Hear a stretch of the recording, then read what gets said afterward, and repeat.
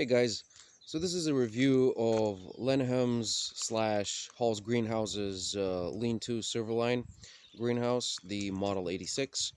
Well, review slash complaint really, because as you can see, it's not exactly done.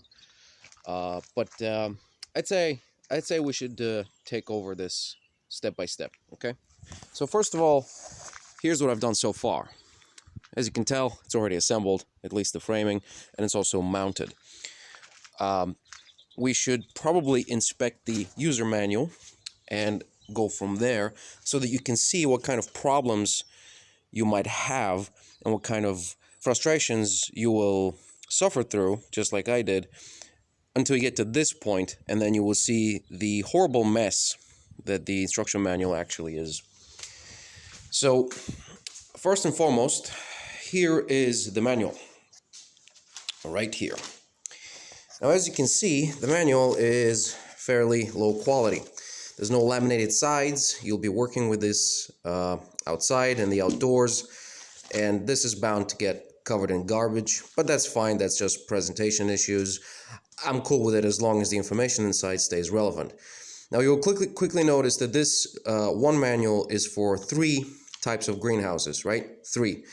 The 86, the 106, and the 126. They're both lean-tos, and I'm fine with that as well, because if something works for this, it'll also work for this, since this is smaller. Now remember, this is the model that we are talking about. So, let's begin. Initially, you will see a sheet of inventory that you should have at hand. Now, if you're the type that is more organized, you will probably run inventory immediately upon seeing this. You will quickly see, however, that you will be missing some parts. Let's face it, not everyone will do this step because, you're not going to pop out like 200 pieces of something and just start counting them, unless you're some kind of a maniac. But also because this is for 3 types of lean-to, even if you're missing something, you might assume that, it's for the bigger greenhouse, which is a completely logical assumption. So I'm going to skip the fact that even right off the bat, there would be some red flags here for you that, something's missing. So then you're going to begin the assembly process, and obviously you're first going to have to create your base. Now, problem number 1 is that this whole thing is designed for a wooden base. This is a 20 millimeter plank. And once you get your concrete down, right here, you actually are supposed to run a wooden beam across here, mount the wooden beam onto the concrete, and then mount the brackets onto the wooden beam. So your railings and your entire superstructure will be standing on top of wood, including the mounts on the house itself, or whatever structure you're mounting this onto. Obviously, the problem here is that wood rots quite quickly, compared to concrete, and especially when sandwiched between aluminum and concrete, the rotting process will probably not be an insignificant rate. But that's one issue that you might have initially.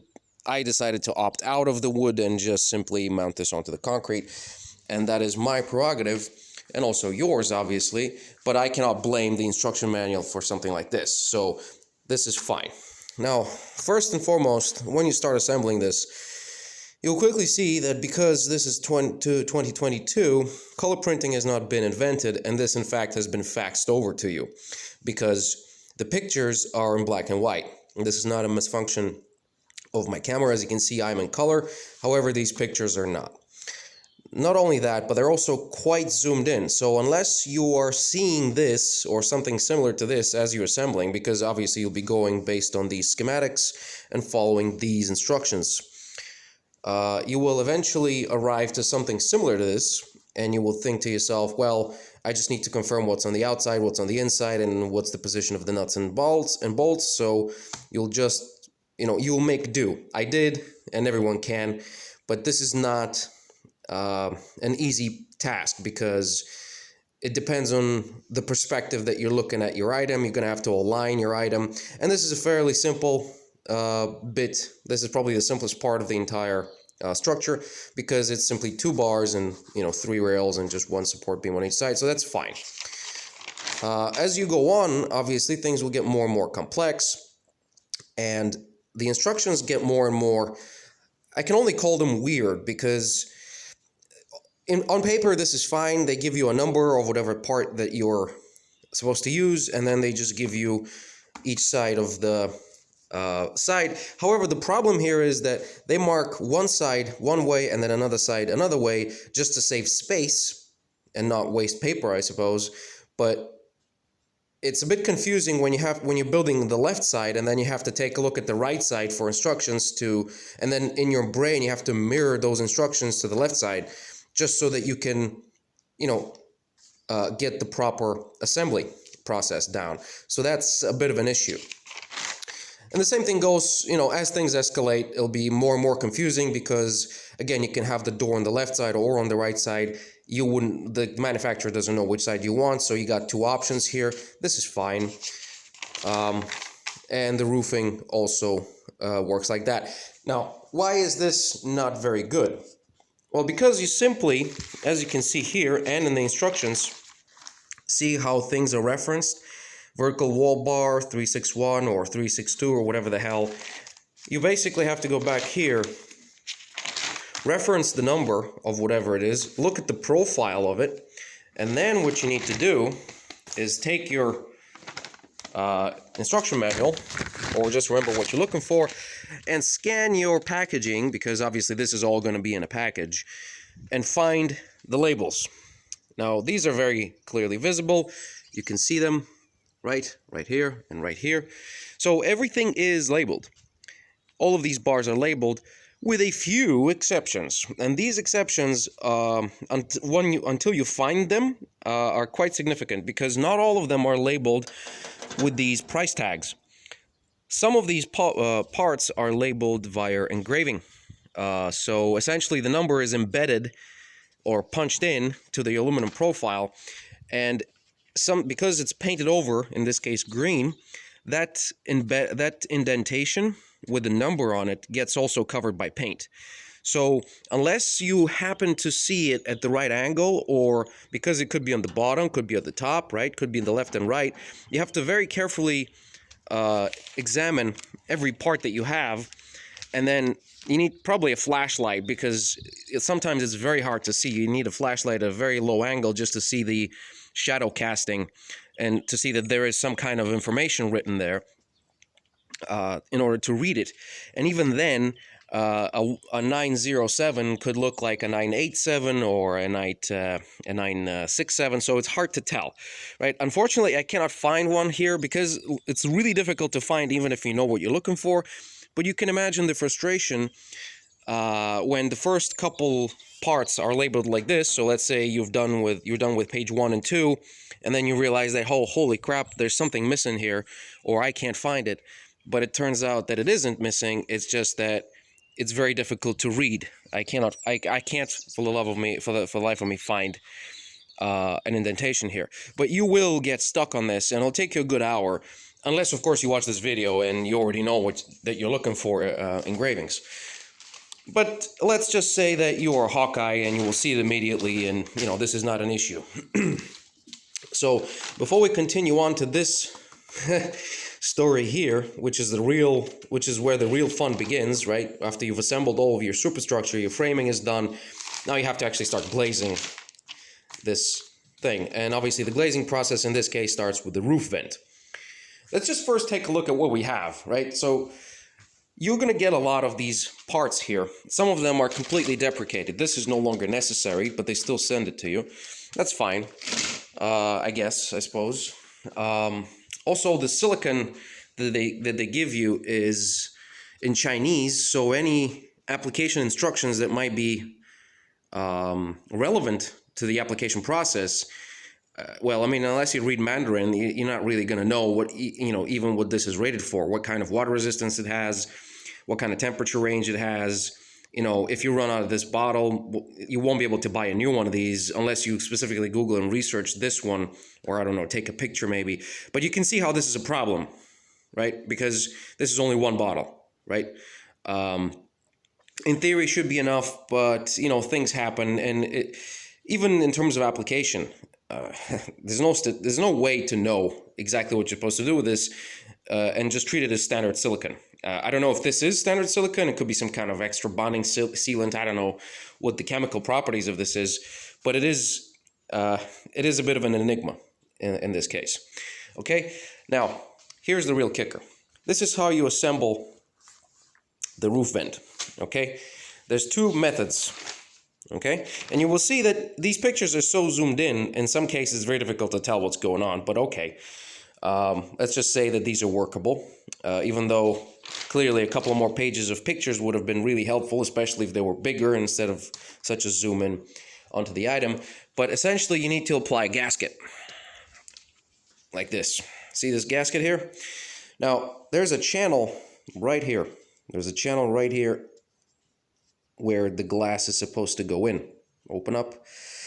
However, you will quickly see that this channel is actually the one where the profile folds into itself. So this is the way the gasket arrived. I'm guessing it's because it was folded in such a way. And this is, by the way, room temperature now, so this is fairly flexible. So what you have to do is get yourself this thing, this groove. You see this groove? You need to get it to bend the opposite way, and then you need to apply it to one of these windows. This is actually the exact size of a window. So this needs to go like that and hug the window. It's very difficult to do. Then you need to keep this like that somehow and get this profile right here, this aluminum profile, if focuses, yeah. So you need to get this aluminum profile on top of the seal that you've created, which has a channel. So this profile has a channel, and you're supposed to, as you wrap this glass with this, you're supposed to hammer it down with a rubber mallet in order for it to get wedged into the actual glass. So this is the rubber mallet that I used, and I'm telling you this right now, okay? Here's the glass. Here's the exact same glass, okay, of the roof vent. It is not very large. It is not very thick, right? This is the thickness of the glass. Now you're supposed to keep this vertical and then place the gasket and consequently place the profile on top of it and hammer it down vertically while supporting the glass. I'm telling you this, I put my entire body weight on it. I was balancing on top of this vertical glass. This thing didn't move. I was hammering it and I was giving it more and more and more force after each impact. I could not get this thing wedged between the glass and the aluminum profile because the channel there would spit it out all the time. So what would happen is you would have this thing with the channel focus. Come on. There we go. You would have this thing with the channel move in and then move out. So you're hammering it in, it pops in a little bit by a couple of mils, and then it pops back out because of the tension of the channel that is retaining it. So this is the aluminum in this case, which by the way also came bent, so I had to straighten it out. And if you've ever worked with any kind of metal, you know that straightening out a profile, you know, back to factory is basically impossible unless you have the exact specs and the proper equipment. So after I decided to completely dump the gasket, in which case you probably will too, and just to reiterate, you could watch a video. They have videos online, but they don't use the gaskets in the videos. They simply assemble the framing, and there's no rubber involved at all, no hammering, no mallets, nothing. So that's something I don't completely understand. But after making a big mess, because I really don't care how this looks like, the idea is that this doesn't leak. With the silicone gaskets, it looks horrible, but look at the design. This thing is still leaking, right? This is the framing of the window. Let me just hide the sun here. This is the framing of the window, okay? So there will be water leak. Oh, great. It broke. It literally just broke on me. What the hell? Yeah, great. So the rivets, obviously the rivets are not very sturdy because this thing, well, you saw it on camera. This thing just collapsed. I didn't even hit it hard or anything. I simply wanted to open the window. So this is useless. But yeah, this is going to be leaking a lot, and the same thing goes on this side. So they're both of these holes will be leaking water into you. But this is just a perfect example of everything that's wrong with the whole product, right? It's just, I don't know. It just seems like a scam, really. Honestly, there's so many things wrong with it. But okay, let's just assume that you're fine with this, right? You're gonna figure it out, you're gonna sort it out, you're gonna make it. Okay, maybe even you won't use this, you just slap the glass on and you'll hope for the best. Here's when the real fun begins with the rest of the glazing process. Because once you turn this over, well, that's the alternative method and the door. Once you turn this over, you'll arrive at glazing the horticultural glass. And things get really strange really quickly here, because any sane human here at this point will take a look at this, we'll take a look at this, take a look at this, and we'll run inventory to see, because these are not bolts or screws that you will need to run inventory on. These are just glasses. All right, so you're going to run this. Most people will. And you'll quickly find out that you're missing glazing retaining clips. In this case, there's 50. So if we actually take a look at the inventory here, you will see that we need 50 glazing retaining strips, of which we have none, obviously, and 13 glazing retaining H's. So over here, you will see that you need a lot more than that, right?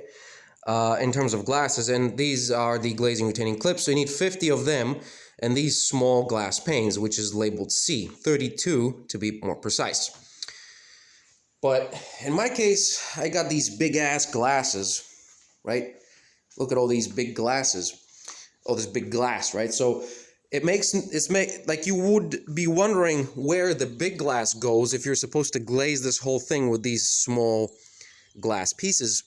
So it would make little sense to you, and you will basically think that you are missing parts, or you received the wrong glazing packaging, the glazing package, so that you probably got the glazing for a bigger glass house, and for your glass house, you don't have the right stuff. Well, that is until you take a look at the second page, which shows you a completely different view with different glass, all right? And you will see that you have just the right amount of stuff here, okay? So in my case, I have all of these. I have everything I need to glaze this, all right? And guess what I found in one of these packages, more specifically this one. And if we take a look at this one, by the way, these are the H's that the manual talks about, right? You can see the H in the profile. So there's an H. Now, I found this tucked away in this here package. This is the last thing you're going to use, right? This is when everything is done, you've prepared your framing, right? And glass needs to go in. This is the last thing you're going to open. And look what's here. This is where you actually have what you need. So it is in direct contrast to what you specifically says. It says that you need here. All right. Not only that, but because the manual lies to you, right? It says that you need 50 and 13 respectively. I have 0 and 5 of these only, but you wouldn't know because in your mind you have 5 of these and you need 13. I mean, who wouldn't? Right? Any normal human at this point will say, well, something is missing here. Right? So here's how this is supposed to work. At least that's how I see it, right? And this is just ridiculous. If you think about this, it's insane. Here's how it's supposed to work. You're supposed to look at these pictures, ignore this and ignore this, follow these instructions, check this diagram, and confirm with this diagram. So it's like, it's a complete joke. Like whoever wrote this was probably taking a piss at the customer, because in terms of assembly, I had 3 professional builders take a look at this. All right. And these are people who've built, close to more than 1,000 houses, even more. So they've done a lot of glazing and a lot of roofing and a lot of everything. They gave up on this after about half an hour. I called in a crew to install the door, and even they gave up after an hour and a half. They didn't even want to do anything other than the door because I couldn't figure out the door. All right, the door was weird for me to hang and to set up, and I just called someone to sort it out for me. And again, after an hour and a half, they only managed to do the door. So you can imagine the annoyance here. All right. Now compound that with the low quality of the things that you receive. So This is obviously garbage because maybe I suck and I couldn't make it work, but I don't think you would either. And anyone with a hammer hitting a glass will be a bit more cautious than I was, because I'm pretty sure I was fairly aggressive with my hammering. And then you receive these gaskets, which are supposed to be room temperature, and you're supposed to slide them into these channels. But you'll be working outside. You're not going to be assembling a greenhouse indoors. So I don't know why this is designed to be worked in room temperature when clearly your greenhouse is going to be external. You're not going to be building a greenhouse inside your house. So I don't see the point here. All right. Not only that, but look at this. Here's the screws that you get for, these are Phillips self-tapping screws. And by the way, the manual lies to you. It says that these are 6 by 16 millimeters. These are not 6 by 16 millimeters. A number 6 screw is much thicker than that. And just to give you an illustration of a comparison, if I can find a screw. No. Oh, there it is. So here are some numbers here. Right? Here are some numbers here. Take a look at this and tell me if the manual is not lying to you. This is a number 4 screw. This is number 5 screw. So let's just take a look at a number 5 screw. Do you see the difference? This is a number 5. Let me just do this. This is a number 5 screw, and this is supposedly number 6. Number 6 is even thicker than this. All right? And this is more like number 3.5. That's at least what I managed to come close to. If we take a look here, roughly the same, right? Maybe a bit smaller. My point is that these fail grip all the time, all right? Basically all of them failed on me. I even tried to reinforce the gripping strength here with some insulation tape. You could try using tinfoil or Teflon type or whatever. But the moment you put more than a little bit of torque on this and start actually tightening these, they will lose grip on their own threads. The channel that they're running on, the aluminum channel that's supposed to be accepting self-tapping screws, which is specifically on the sides here, if this camera focuses, they will immediately lose their grip and fail. And catastrophically so, because they won't be usable again on this channel. You need a bigger threaded, basically a new screw. So, even the screws are unreliable. And, the rivets clearly are not reliable as well, because this just fell off on its own. So, I'm telling you this. Lenneham's or Hall's greenhouses, I don't know, one is basically a proxy of the other in the UK. They're clearly trying to save paper. They're trying to save money, I don't know. But, there's some things that just simply need more explanation, because, again, this is actually, once you arrive at this stage here, the last page of the manual, you will realize that this manual is not for 3 greenhouses, but actually for 6. Well, I don't have 6 fingers, but it's for 6 greenhouses, right? 3 of them are different sizes with big glass, large glass panes, and then 3 of them are with small glass panes. At least that's the way I see it. Otherwise, I don't know what this does, what's this doing in here, right? Because obviously that's not what I got. And by the way, just to hammer home the strangeness of the instructions, you see this profile here? These are the ones that we're talking about, right? There it is. So if we take a look at this, come on, there we go. If we take a look at this, this is supposedly called the door, this is the door gasket, okay? This is supposed to be the stuff around the door, and I only have 2 of them. So I'm not entirely sure, I haven't obviously finished the assembly yet because I need to glaze it. I'm not entirely sure what this does here at the glazing process, because it's being used at the door. So that's a question, right? That's a question that remains to be answered on my end here. I still have not really figured that one out. And there's also other things that are not shown in the videos, especially things like these strips here. So these are supposed to go somewhere, and I'm supposed to figure it out based on these profiles. I can tell that this is the wall-mounted bit, but the rest, I guess I'll figure it out when I see it. But as you can see, in my case, I have to prepare glasses, well, glass, by joining them together using that ridge, that beam or whatever it's called, and essentially run it across the greenhouse. But because I don't have to be looking at this, I need to be looking at this, not all the pictures, because this is still referencing pictures from here, right? AN. Take a look. Where is AN? There it is. So I still need to reference these pictures, but not all of them. So it's only some of them. So can you see how this is a mess? Like, can anyone else see how this is a complete joke of an instruction manual? So unless you're prepared to either pay extra money for them to come and install it for you, I would say do not buy from this company or Lenehams, which is the UK version of that company. At least that's my understanding of it. But, whoever wrote this really didn't like the final consumer. So thumbs down permanently.